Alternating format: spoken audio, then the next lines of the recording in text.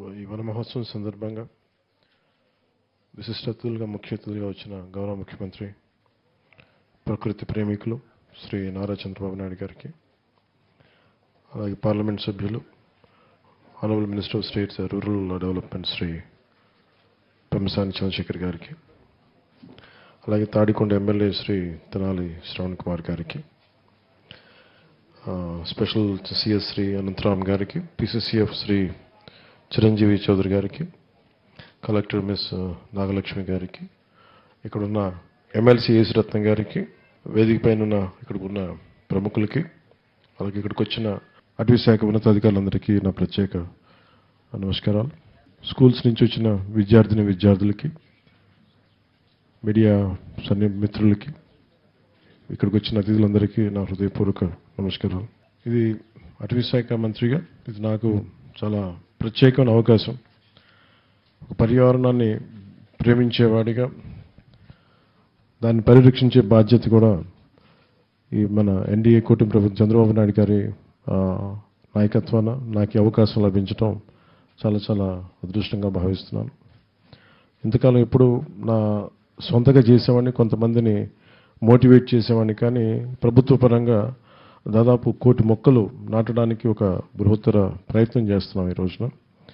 దానికి తగ్గట్టుగా వరుణ దేవుడు కూడా ఈ రోజున వర్షం కురిపించి ఒక శుభాశీస్సులు అందజేశారు ఆయన.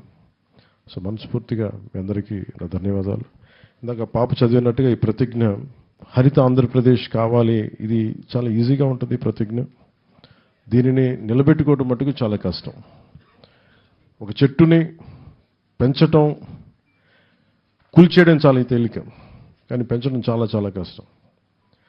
మీకున్న విద్యార్థులందరికీ కూడా మీ అందరికీ చాలా నేను చిన్నప్పుడు ఇప్పుడు చదువుకున్న పాఠాన్ని నాకు చాలా ప్రేరణ అది. అంటే ఈరోజు మనం ఒక చిన్న ప్రతిజ్ఞ కదా దీని గురించి అని అనిపించచ్చేమో, కానీ పర్యావరణ ప్రేమికుడిగా ప్రకృతి రక్షించుకోవాలి అనుకునే ఒక ఆలోచన ఎప్పుడు చిన్నప్పుడు స్కూల్లో ఒక చిన్న పాఠం ఉండేది, 3 కాళ్ళ ముదస్సులి అని. ఆల్మోస్ట్ కాటికి కాళ్ళు చాపుకొని చావుకు ఎదురు చూస్తున్న ఒక ముసలతను ఒక తినేసిన మామిడి టెంకని చిన్న గొయ్యి తీసి రోడ్డు మీద రహదారులు ఎక్కడ ఒక అడవిలో ఉండే ఒక బాట వైపు నాటుతూ ఉంటే, ఆ దారి వెంబడి వెళ్తున్న మహారాజు ఆయన సైన్యాధిపతి వేట చేసుకొని వాళ్ళు తిరిగి రాజధాని వెళ్తూ ఉంటే, ఆ మహారాజు అంటాడు సేనాధిపతి తోటి, చూడండి ఎంత ఆపాప గుర్రాలు ఆప అని చెప్పి గుర్రాలు ఆపి చూస్తుంటారు. ఆ తినేసిన మామిడి టెంకని అతను పక్కన నాటుతూ ఉంటాడు, పక్కన తన మనవాడు ఏదో సహాయం పడుతూ ఉంటాడు.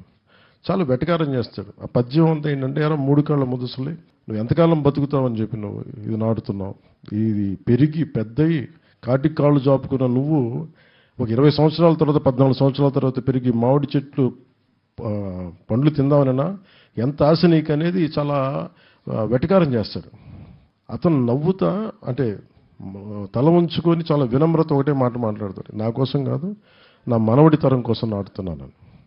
ఈరోజు మనం నాటే ప్రతి చెట్టు మనకేదో అద్భుతం ఉందని కాదు, కానీ ఇక్కడున్న భావితరాల కోసం నాటుతున్నాం. ఇది గౌరవ ముఖ్యమంత్రి చంద్రబాబు నాయుడు గారు కూడా ప్రతిజ్ఞ ఇచ్చి ఇది చదివిద్దామని మాట్లాడుతుంటే నన్ను అడిగారు, ఎలా చేద్దాం దీనంటే, మీరు చదవండి సార్ మేము ఫాలో అవుతామంటే, ఆయన సదుద్దేశంతో లేదు భావితరాలకి ఇది కావాలని చెప్పి మీ ఇక్కడ ఉన్న విద్యార్థులని పిలిపించి మరి ఆ పాప చేత చేయించడం నిజంగా ఆయన సహృదయతకి, ఆయన దార్శనికతకి నిదర్శనం.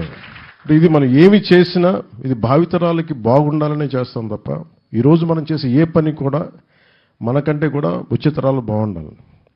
ఆ క్రమంలో ఈ అడవి వాతావరణాన్ని పరిరక్షించుకుంటే తప్ప మనకు మనుగడ లేదు. గౌరవ ముఖ్యమంత్రి గారు చాలాసార్లు రివ్యూ మీటింగ్స్లో కూడా ప్రత్యేకించి చెప్పింది, మనకి 29% ఉంది మనకి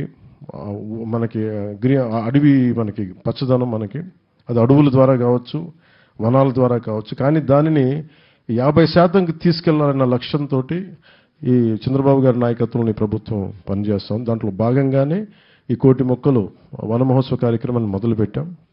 ఇది జూన్ జూలైలో మొదలై ఈ మొక్కల నాటే కార్యక్రమం మనకి నవంబర్లో వచ్చే కార్తీక సమారాధన వరకు సాగుతూ ఉంటుంది. ఒకటి మొక్కలు నాటడమే కాదు, దాన్ని పరిరక్షించుకోవడం కూడా చాలా చాలా అవసరం. దాన్ని ఎలా చెయ్యాలనేది ఇది ఒక్కళ్ళని చేస్తే సరిపోదు, ఇది మనందరి సమిష్టి బాధ్యతగా తీసుకొని నడిపించాల్సిన అవసరం. కేవలం ప్రభుత్వ శాఖలు ప్రభుత్వ అధికారులు కాకుండా ప్రతి ఒక్కరూ దీన్ని సమిష్టి బాధ్యతగా మన ఆ బాధ్యతని నడిపించాల్సిన అవసరం ఉంది. ఇది దేవాలయాల్లో కావచ్చు, మస్జిదుల్లో కావచ్చు, లేదంటే చర్చెస్లో కావచ్చు, లేదంటే అడ్మినిస్ట్రేటివ్ బిల్డింగ్స్లో కావచ్చు, ఎక్కడైనా సరే పచ్చదనం పెరగాలని మనం కోరుకుంటే తప్ప, ఎందుకంటే ఎండ మలమలలాడే ఎండ వచ్చినప్పుడే పచ్చదనం తాలూకు నీడ తాలూకు విలువ తెలుస్తుంది. అందుకని ఖచ్చితంగా మనందరి బాధ్యత, సామాజిక బాధ్యతగా తీసుకోవాలి. గత ప్రభుత్వం ఇష్టారాజ్యంగా చెట్లు కొట్టేశారు. చాలాసార్లు నేను దాని గురించి కూడా మాట్లాడాను. ముఖ్యమంత్రి గారు కూడా దాన్ని చాలా సందర్భాల్లో ప్రస్తావించారు.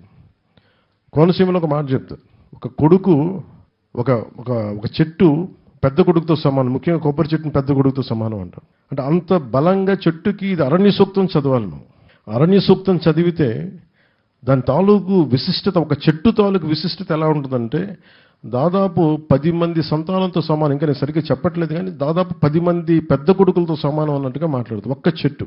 అంత మేలు చేస్తున్నది. అలాంటి చెట్టుని పరిరక్షించుకోవాల్సిన మన బాధ్యత. దానికి రకరకాల విధి విధానాలు ఉన్నాయి. వర్షాకాలంలో మనం జూన్ జూలైలో ప్రారంభించడం, నవంబర్ దాకా వెళ్ళటం.